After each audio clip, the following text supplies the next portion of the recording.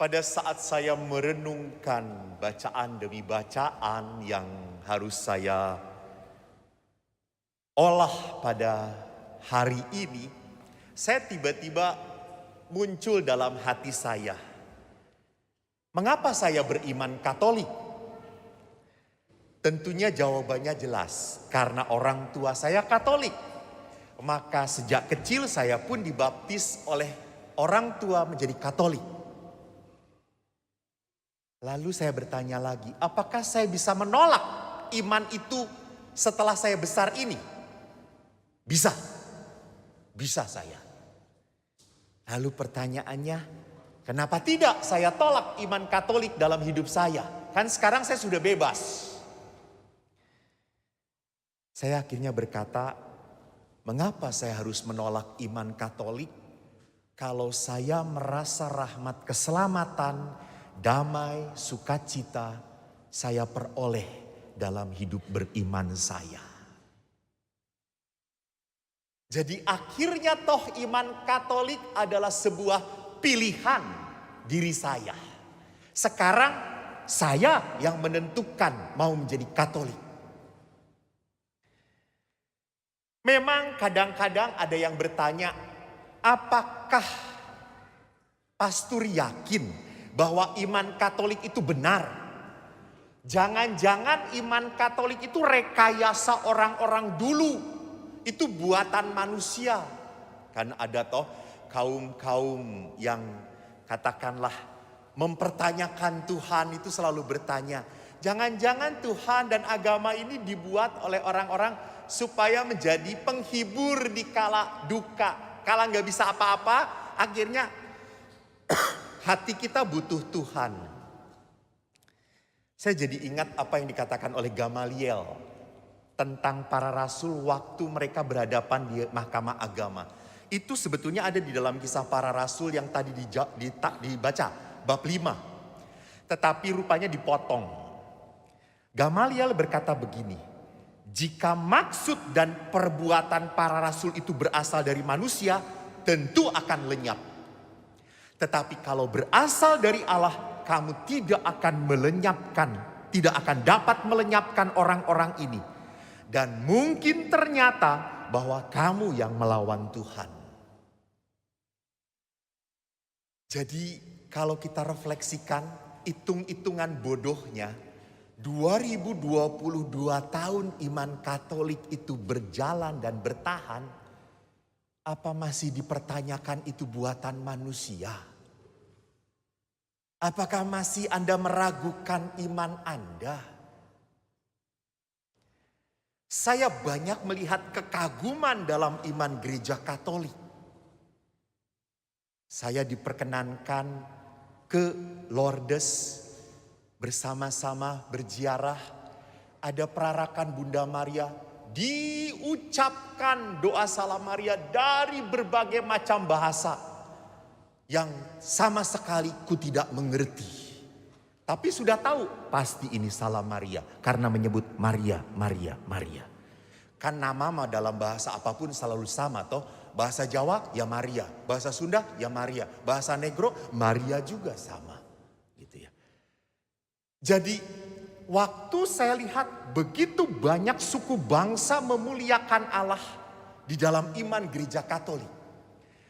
Bahkan kalau Anda melihat kasanah wajah Yesus, bentuk Yesus, ada yang seperti ini, ada yang seperti ini, ada Yesus yang seperti ini. Lalu semua orang tanya, mana yang benar Romo? Semua benar. Karena semua itu memperlihatkan iman dan devosi, rasa hormat. Begitu kayanya orang mengungkapkan iman kepada Allah. Coba Anda lihat di puji syukur aja. Tuhan kasihanilah kami. Sama kata-katanya. Tuhan kasihanilah kami. Tetapi ada nada syukur. Ada nada permohonan kepedihan. Ada kalimat yang sama. Di dalam musiknya pun begitu kaya. Apalagi kalau nanti Anda sempat ke Eropa, ke Roma. Lihat Basilika Lateran, lihat tempat para kardinal berkumpul untuk memilih konklav itu, memilih uskup. Itu semua atap-atapnya lukisan semua. Orang-orang kudus. Saya sampai pegel ngelihatnya. Dan begitu indah. Para seniman ini melakukan sebagai tanda apa? Tanda hormat dia kepada Sang Allah. Di dalam iman gereja Katolik. Bukan hanya itu, kita punya sakramen. 7 sakramen. Di mana di dalam sakramen rahmat Allah tidak bisa dan tidak perlu dipertanyakan lagi. Gereja Katolik punya aturan yang selalu sama. Dan tidak bisa diragukan. Anda tidak bisa menyogok imam. Walaupun diberi mobil. Anda, Romo saya mau kawin lagi boleh ya? Ini mobil BMW keluaran 2300 gitu ya. Nggak bisa. Aturan gereja tetap sama. Maka kalau sedemikian dasarnya gereja sampai begitu strukturnya indah, bagus. Kita masih ragu-ragu dengan iman kita? Apakah kita masih mengatakan bahwa di dalam iman gereja Katolik penuh dengan kebohongan? Memang kadang-kadang ada yang membohong, salah satu atau beberapa orang yang dalam tanda petik mengatasnamakan gereja Katolik. Tetapi kebenaran ada di dalam gereja Katolik. Oleh karena itu, saya ingin melihat kalau begitu Katolik bertahan, berarti apa? Tuhan bekerja dalam iman kita. Tuhan sungguh nyata hadir dalam gereja kita. Masalahnya adalah, saudaraku, kita lihat tadi. Bahwa para rasul pun dalam bacaan pertama begitu percayanya kepada Kristus, kepada Roh Kudus, kuasa yang diberikan, para rasul pun berteriak, kita harus lebih taat kepada Allah daripada kepada manusia. Nah, namun kedahsyatan para rasul seperti itu beda dengan didengar dalam bacaan Injil. Bacaan Injil memperlihatkan para rasul yang kandas dalam iman. Terpuruk setelah Yesus mati dan jenazahnya tidak ditemukan. Mereka seperti kehilangan pegangan. Maka Petrus berkata, saya akan mencari ikan. Dan murid-murid lain pun berkata, aku pun mencari ikan. Apa yang terjadi? Mereka tidak menangkap apapun. Saudaraku, kadang-kadang kita seperti para rasul, terbawa emosi.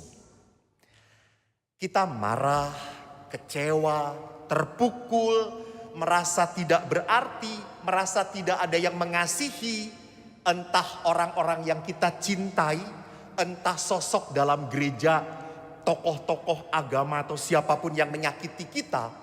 Atau jangan-jangan kita pun kecewa pada Tuhan sendiri. Lalu apa yang kita lakukan? Seperti Rasul Petrus, kita melarikan diri. Tidak mau lagi bersekutu dengan gereja. Kita menjelek-jelekan gereja. Kita malas berdoa lagi. Semua dimusuhin. Apa yang terjadi? Orang ini akan semakin merasa sakit dan merasa diasingkan. Saya pun kadang-kadang merasa sebagai imam, ya tidak berharga, ya tidak dihargai. Ya pada saat ini misa rame, ayo foto-foto dengan Romo. Paling-paling cuma 10 menit. Sudah jam 11, 12, sepi lagi gereja ini. 3-an lagi saya.